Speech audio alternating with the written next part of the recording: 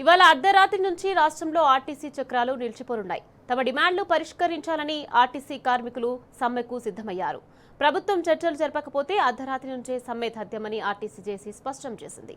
కార్మికుల డిమాండ్లపై నెలల తరబడి వినతులు ఇచ్చినా రాష్ట్ర ప్రభుత్వం ఆర్టీసీ యాజమాన్యం పెడచెవిన పెట్టాయి. చివరి నిమిషంలో కూడా చర్చలకు పిలవకపోవడంతో కార్మికుల్లో తీవ్ర ఆగ్రహం వ్యక్తమవుతోంది.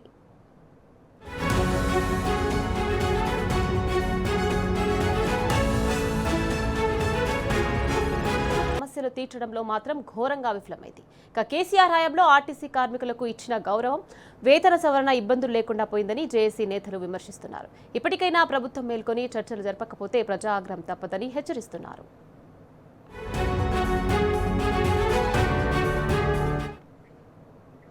రైట్, దీనికి సంబంధించి మరింత సమాచారాన్ని మా ప్రతినిధి కిరణ్ మనకి లైవ్ లో అందించేందుకు సిద్ధంగా ఉన్నారు. కిరణ్, చెప్పండి. ఇక ఆర్టీసీ కార్మికులు తమ డిమాండ్లు పరిష్కరించాలని ఈరోజు అర్ధరాత్రి నుంచి సమ్మెకు వెళ్లనున్నారు. దీనికి సంబంధించి పూర్తి డీటెయిల్స్ ఏంటి కిరణ్? ఆర్టీసీ సమ్మెకు మరికొద్ది సమయమే మిగిలి ఉంది. పూర్తిగా మరికొద్ది గంటల్లోనే ఆర్టీసీ కార్మికులంతా కూడా పూర్తిగా ఏదైతే సమ్మెకు వెళ్తున్నటువంటి పరిస్థితులు కనిపిస్తున్నారు. రేపు ఈరోజు అర్ధరాత్రి నుంచి మొదటి షిఫ్ట్ నుంచి కూడా పూర్తిగా సమ్మెలోకి వెళ్తేటువంటి అవకాశం అయితే కనిపిస్తుంది. ప్రధానంగా తమ డిమాండ్లు పరిష్కరించాలని గత కొద్ది రోజులుగా ఆర్టీసీకి సంబంధించినటువంటి కార్మికులంతా కూడా ప్రభుత్వాన్ని డిమాండ్ చేస్తున్నప్పటికీ ఇప్పటి వరకు కూడా కనీసం రాష్ట్ర ప్రభుత్వం చర్చలకు కూడా పిలువలేదు. గత వారం రోజులుగా హడావిడి ఎక్కువగానే చేస్తున్నారు ఆర్టీసీ జేఏసీ నాయకులు. కనీసం అధికారులు కావచ్చు, ఆర్టీసీ యాజమాన్యం కావచ్చు, అంతేకాకుండా పూర్తిగా రాష్ట్ర ప్రభుత్వం కూడా కనీసం పిలిచి మాట్లాడినటువంటి దాఖలాలు అయితే కనిపించట్లేదు. ఖచ్చితంగా రేపటి నుంచి రాష్ట్రంలో ఉన్నటువంటి అన్ని డిపోల నుంచి బస్సులని కూడా నిలిపివేస్తాము, ఎక్కడికక్కడ ప్రజా రవాణా సమీపచేస్తామంటూ కూడా చెప్తా ఉన్నారు. ఈరోజు అర్ధరాత్రి మొదటి షిఫ్ట్ నుంచే సమ్మెలోకి వెళ్తున్నటువంటి నేపథ్యంలో తమ డిమాండ్లను పరిష్కరించాలనే లక్ష్యంతో పూర్తిగా ఆర్టీసీ కార్మికులు కూడా సమ్మెలోకి వెళ్తా ఉన్నారు. ప్రస్తుతం మనతో మాట్లాడడానికి ఆర్టీసీ జేఏసీ నాయకులు కూడా కొంతమంది ఉన్నారు. వారితో కూడా మాట్లాడించేటువంటి ప్రయత్నం చేద్దాం.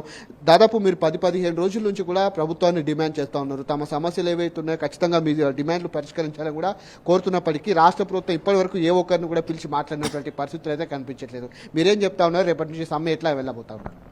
మేము గతంలో చెప్పినాము, ఇన్ని రోజులు దాదాపు నెల రోజులు స్ట్రైక్ లెటర్ ఇచ్చి నెల రోజులు అవుతుంది.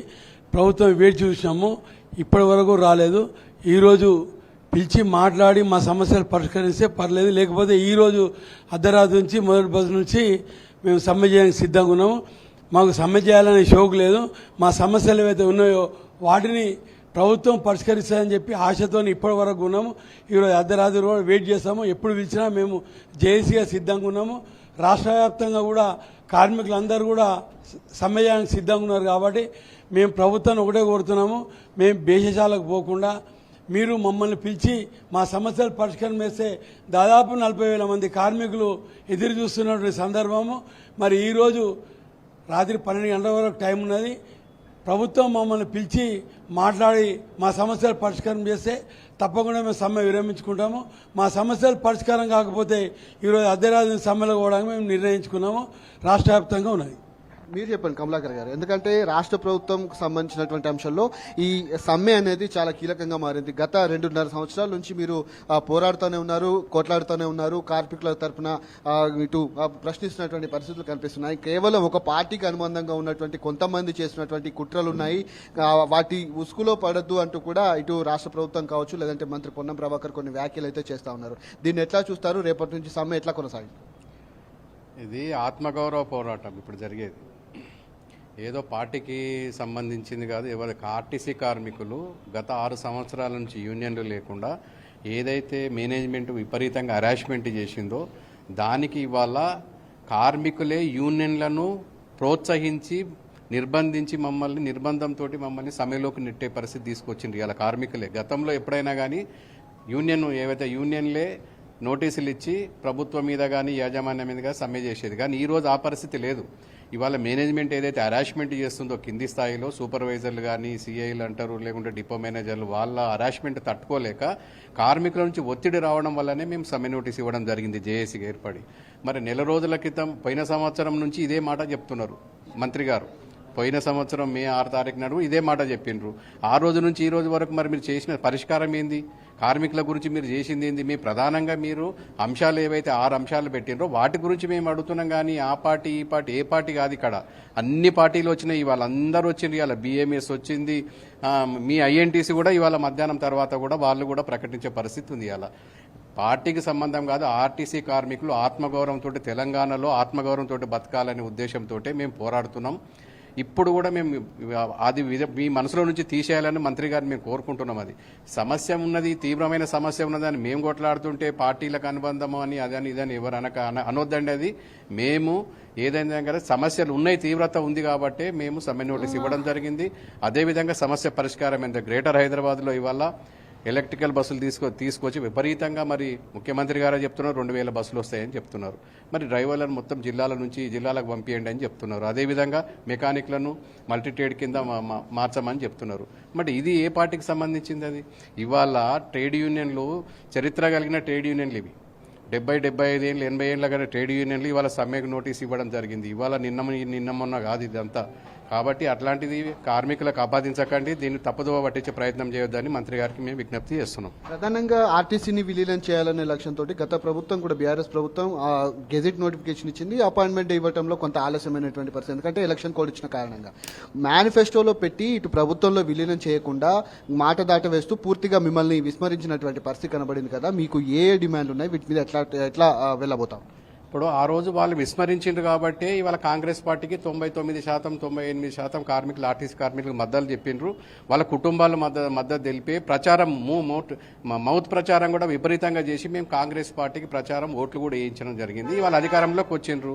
మేము ఇవాళ అధికారంలోకి వచ్చిన తెల్లారి అడగట్లేదు, 6 నెలల తర్వాత అడిగిన మానాడు కూడా మీరు కొంచెం సమయం అన్నారు. సంవత్సరం అయిపోయింది, అది సమయం అయిపోయింది, 2.5 సంవత్సరాలు అవుతుంది. ప్రధానంగా ఇవాళ కాల్సింది ఆర్టీసీ కార్మికులను ప్రభుత్వంలో విలీనం చేయాలా, యూనియన్ల పునరుద్ధరణ చేయాలి. అదేవిధంగా పీఆర్సీలు పెండింగ్ ఏవైతే ఉన్నాయో 2 పీఆర్సీలు దాంట్లో అరియర్స్ పెండింగ్ ఉన్నాయి. అదేవిధంగా రిటైర్మెంట్ కార్మికుల బకాయిలు చాలా ఇబ్బందికరంగా ఉన్నారు. వాళ్ళు చెప్పులు అరిగిపోయేటట్టు తిరుగుతున్నారు. ఆర్టీసీ కార్మికులకు పెన్షన్ ఉండదు, ప్రభుత్వ ఉద్యోగం కంటే పెన్షన్ ఉంటుంది, వాళ్ళు ఏదో విధంగా బతుకుతారు. కానీ ఆర్టీసీ కార్మికులకు పెన్షన్ ఉండదు. మరి రిటైర్మెంట్ బకాయిలు మీరు ఇవ్వకుండా వాళ్ళని ఈ విధంగా తిప్పుకుంటూ పోతుంటే, అదేవిధంగా బ్రెడ్ విన్నర్ స్కీమ్లో ఏదైతే కన్సల్టెడ్ పే కింద మీరు ఏదైతే రిక్రూట్మెంట్ చేస్తారో దాన్ని కూడా ఆపాలి. అదేవిధంగా ఉద్యోగ భద్రత, ఈ మహాలక్ష్మి స్కీమ్ వచ్చిన తర్వాత విపరీతమైన పని ఒత్తిడి పెరిగింది, దానికి ఉద్యోగ భద్రత లేదు. మహిళా కండక్టర్లు కానీ మిగతా కండక్టర్లు కానీ వందలాది మంది ఉద్యోగాలు పోయినాయి. వీటన్నిటి మీద మేము 32 డిమాండ్లు పెట్టడం జరిగింది. ఈ సమస్య పరిష్కారం అయ్యేంత వరకు కూడా ఖచ్చితంగా పోరాటం చేస్తాము. దానికి వెనకడుగు చేసేది లేదు. ప్రభుత్వం మాట చెప్తుంది, కానీ దాన్ని నిలబెట్టుకోవాలని మేము విజ్ఞప్తి చేస్తున్నాం. రామచంద్రారెడ్డి గారు మీరు చెప్పండి, ఎందుకంటే రాష్ట్ర ప్రభుత్వం ఇచ్చినటువంటి హామీని నెరవేర్చలేదు. కనీసం ఇప్పుడు మీరు దాదాపు లేబర్ కమిషనర్తో చర్చలు జరిపినటువంటి 10 రోజులు గడుస్తుంది, కనీసం మిమ్మల్ని పిలిచినటువంటి దాఖలాలు లేవు, మాట్లాడినటువంటి రాష్ట్ర ప్రభుత్వం విషయం పక్కన పెడితే కనీసం ఆర్టీసీ యాజమాన్యం కూడా మిమ్మల్ని కనీసం పిలిచినటువంటి పరిస్థితి కనిపించట్లేదు. మీరు ఎట్లా చూస్తారు? ఏదైతే మార్చి 13 నాడు స్ట్రైక్ నోటీస్ ఇవ్వడం జరిగిందో రాష్ట్ర ప్రభుత్వానికి కానీ లేబర్ కమిషనర్ దగ్గర కూడా స్ట్రైక్ నోటీస్ ఇవ్వడం జరిగింది. అయిన తర్వాత నెల రోజుల తర్వాత కూడా ఏప్రిల్ 9 తారీఖు నాడు 13 తారీఖు నాడు లేబర్ కమిషనర్ గారు లెటర్ ఇచ్చిందో తప్ప రాష్ట్ర ప్రభుత్వం ఇప్పటిదాకా రాలేదు, పిల్లలేదు ఎవరిని కూడా.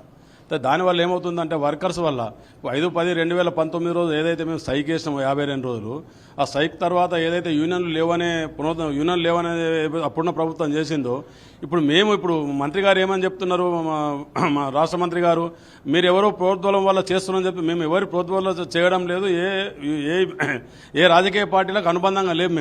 మేము స్వతహాగా ఉన్నాం కనుక ఇప్పుడు ఇక్కడ వర్కర్సే, కింది నుంచి వర్కర్సే ఏమా అని చెప్పి వాళ్ళ ఒత్తిడి వల్లనే ఇప్పుడు ఈ స్ట్రైక్ను చేయవలసి వస్తుంది. ఇప్పుడు 5 గంటల నుంచి రాత్రి 9 గంటల దాకా, అంటే 14-15 గంటలు డ్యూటీలు చేస్తున్నారు ఒక్కొక్కరు. దాని పనిభారం విపరీతమైన పోని చేసిన దానికి వాళ్ళు మన ఫలితం ఇస్తున్నారు అంటే 4-5 గంటలు ఎక్కించుకొని గంట పావు ఓటీ ఇస్తున్నారు. దానివల్ల ఏమవుతుంది అని అంటే విపరీతమైన ఒత్తిడి అయిపోతుంది. డ్రైవర్లు ఏమో స్టీరింగ్ల మీదనే సరిపోతున్నారు. పోనీ ఇంత చేస్తే కనీసం మాకు రావాల్సింది ఇస్తున్నారు అని అంటే రావాల్సింది ఇవ్వడం లేదు. 21 PRC రావాలా, 25 PRC రావాలా, 2017కి సంబంధించిన ఏరియర్స్ రావాలా. మరి ఆ ఏరియాస్ ఇవన్నీ పెండింగ్లో పెట్టేసి ఇప్పుడు ఏమున్న రిటైర్మెంట్ ఉద్యోగులకు కూడా మొత్తం పెండింగ్ పెట్టు. పెన్షన్లు లేవు మనకు, 2,000-3,000 రూపాయల పెన్షనే ఆర్టీసీ ఉద్యోగికి. దీని అంతని ఒత్తిడిని ఏ ఒత్తిడి అయితే ఉందో ఈ ఒత్తిడి కింది నుంచి ఉంది, మా నుంచి లేదు. ఇక మంత్రి గారు ఏమంటున్నారు, మాకు ఎవ్వరు చెప్పలేదు, మేము ఎవరి దగ్గరికి పోలేదు. ఏ రాజకీయ పార్టీతో మాకు సంబంధాలు కూడా లేవు. మేము ఎందుకంటే ఎవరి దగ్గరికి పోలేము ఇప్పటిదాకా కూడా. రిటైర్మెంట్ వాళ్ళు అందుంటే రిటైర్మెంట్ వాళ్ళందరూ కూడా ఉన్నారు కదా దీంట్లో. ఇలా ఒక్కళ్ళే చేసేది లేదు కదా. మాకు రిటైర్మెంట్ ఉద్యోగులకు కూడా డబ్బులు ఇవ్వాలి కదా. ఆ ఉద్దేశంతో చేస్తున్నామే తప్ప ఎవరి ప్రోత్సాహం పనులు చేయడం లేదు. ఎట్టి పరిస్థితుల్లో మంత్రి గారు పిలిచి చర్చలు చేసి సమస్యను పరిష్కరించాలా.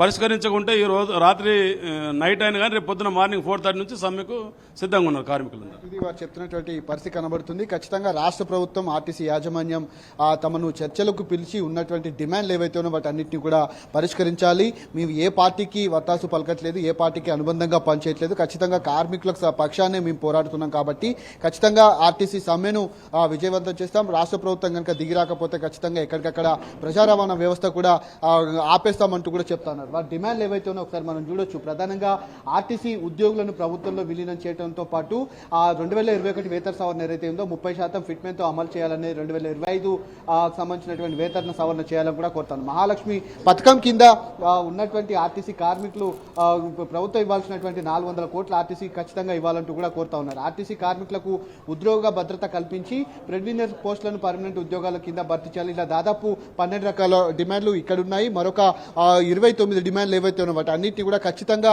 అమలు చేస్తే తప్ప మేము సమ్మె నుంచి విరమించే ప్రసక్తే లేదంటూ కూడా వాళ్ళు చెప్తున్నటువంటి పరిస్థితులు అయితే కనిపిస్తున్నాయి. ఖచ్చితంగా రాష్ట్ర ప్రభుత్వం ఈరోజు చర్చలకు పిలుస్తుందా లేదా అనేది మాత్రం కొంత ప్రశ్నార్థకంగా మారింది. ఈ నేపథ్యంలోనే పూర్తిగా ఈరోజు అర్ధరాత్రి నుంచే వచ్చేటువంటి బస్సులని కూడా మొదటి షిఫ్ట్ నుంచి ఆగిపోయినట్టుగా మనకైతే సమాచారం అయితే అందుతుంది. Right, thank you Kiran.